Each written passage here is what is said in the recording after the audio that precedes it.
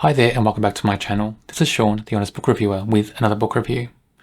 In this video we're discussing The Burning Girls, written by CJ Tudor. Here's the book. It's a thriller. It's very dark in atmosphere and feel. And it's set in a small village, and it's almost isolation atmosphere, if that's a thing. Everything feels very remote. And even though there's open spaces in this book, everything feels very oppressed. Just the way everything's described, buildings, the settings, scenery, even people. Everything feels very closed down, even in open environments.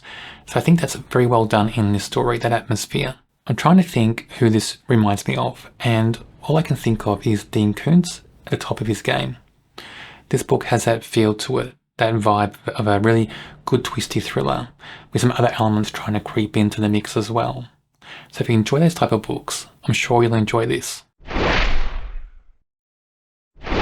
Our main character, Jack, is a vicar, and she's been shunted off to this small village, almost like a punishment for something, and I'm not going to go into the history on why that is. You can read the book and find that out, but it adds a lot to her character and who she is as a person. So she's shunted off to this village, and she's not happy about it, but she accepts it and moves on, and with her is her teenage daughter, Flo. And the thing about Flo is, even though she's a teenager in the book, she doesn't feel like a teenager in my view. And that's the same with other teenagers in the story.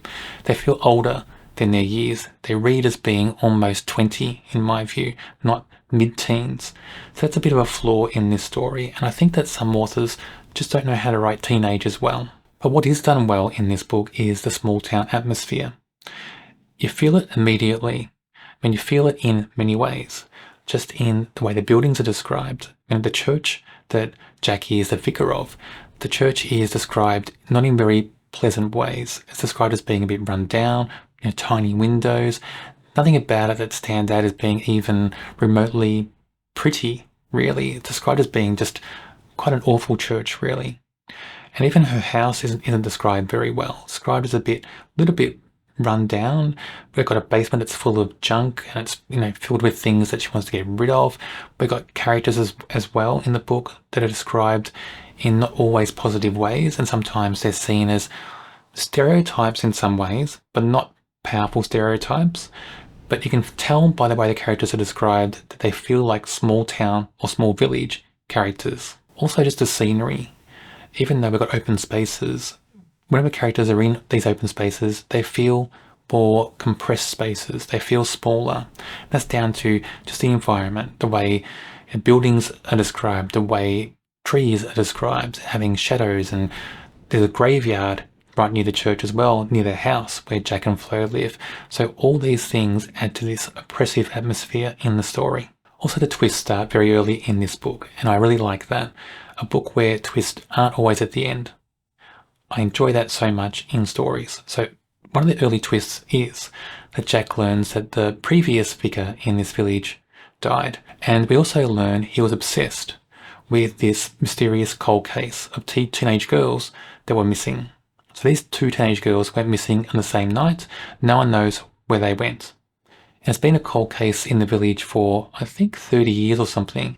And this previous vicar, people think that he was onto something, that he knew the truth. So while we have Jack's storyline, and Jack's storyline is really linked to that cold case of those two teenage girls who went missing.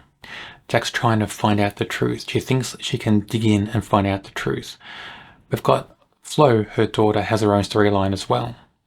And her storyline is about trying to fit in to the small village. That's one element.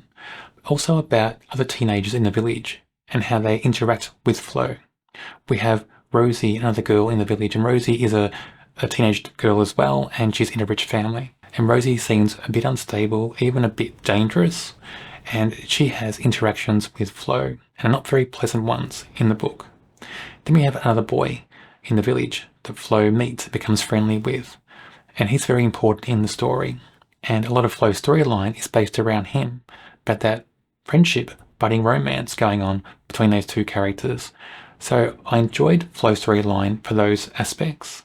I do think all those characters feel older than their years in the book, but it is a very powerful storyline in my view still. But I think this book has one too many storylines. We have this guy who's been released from prison, and he's closely linked with Jack's past, and you learn why that is. as the book progresses. I'm not going to go into all that detail in this video, but I think this storyline is there just to be like a get out of jail free card for the author. It seems like this person is linked to the main story at certain times when the author can't work out how to end scenes, so uses another character to end those scenes in a certain way, and it happens more than once. And in my view, that storyline doesn't need to be there. That character doesn't need to be there because there's this threat about this character being there that doesn't play out in the book. So in my view, it's a bit of a loose thread, loose connection in the story. And it's something that either should have been stronger or it should have been removed altogether. But overall, it's a very strong book, a strong thriller and mystery. It's very twisty. The main character, Jack, I think should be a great character in a series. I would read another book with Jack as the main character. I don't know if I would still enjoy Flo written as the way she is, older than her years, but maybe if the next book was maybe a couple of years in the future, it would make more sense with Flo in that way. But Jack as a main character, I think would make a great character in a series. I did enjoy this story. Most of the elements are really spot on. There are certain things I don't think should have been there, but that's just my personal view. But overall, it's a very strong book. Jack, the main character, or Jacqueline, but she refers to herself as Jack. A strong character, because she feels very human, and that's down to her point of view, her voice in the story. It's very subtle, her voice. There's these subtle variations, but they're not overpowering variations. She hasn't got a very strong opinionated voice in the book, but everything about her voice feels human. So as characters go, she's written very well. Her past adds so much to a character as well. I enjoy that aspect to her. I don't know honestly if her being a vicar would add or take away more in the character. You know, you could remove her being a vicar from the book, and I think she'd be the same character, just as powerful in the story.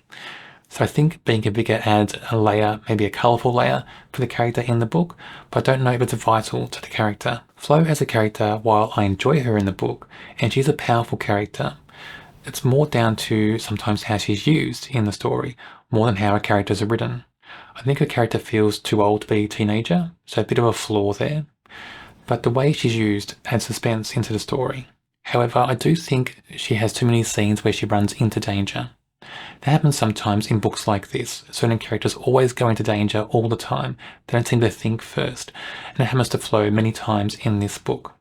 So I think too many times for that. But when it happens, it adds more suspense into the story. So a bit of a mix for me, Flo, in this book, but a good character nonetheless. Rosie is another teenager in the story, and she's a mean girl teenager in the book basically. But I think she's also written as being older than a teenager in this book, has that feel in the story. She's unstable, she's written as being dangerous, but is she believable? I think sometimes, but not all the time. There's something about her schemes, they seem a bit too adult for a teenager, a bit too complex and well thought out.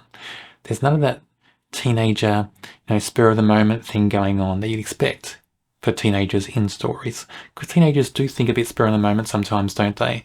They don't always plan things out and plot things out. So that's a bit of a miss, I think, for this character. But still a very powerful character in the story because she has those powerful interactions with Flo. So she adds something to the story, and that's used to strong effect, I think, in this book. There is a lot to like about this book. The atmosphere in the small village is done very well. We've got wide open spaces, but it feels very oppressive. And that's down to how things are described and characters in the story as well. So I did like that. I rate this a 4 out of 5. The mystery is good. It's very twisty. There's surprises going on in the story. There are a few flaws here and there in the book. Maybe one storyline I think should have been removed from the story or just made more impactful in the book because it doesn't make sense to the whole book overall in a way.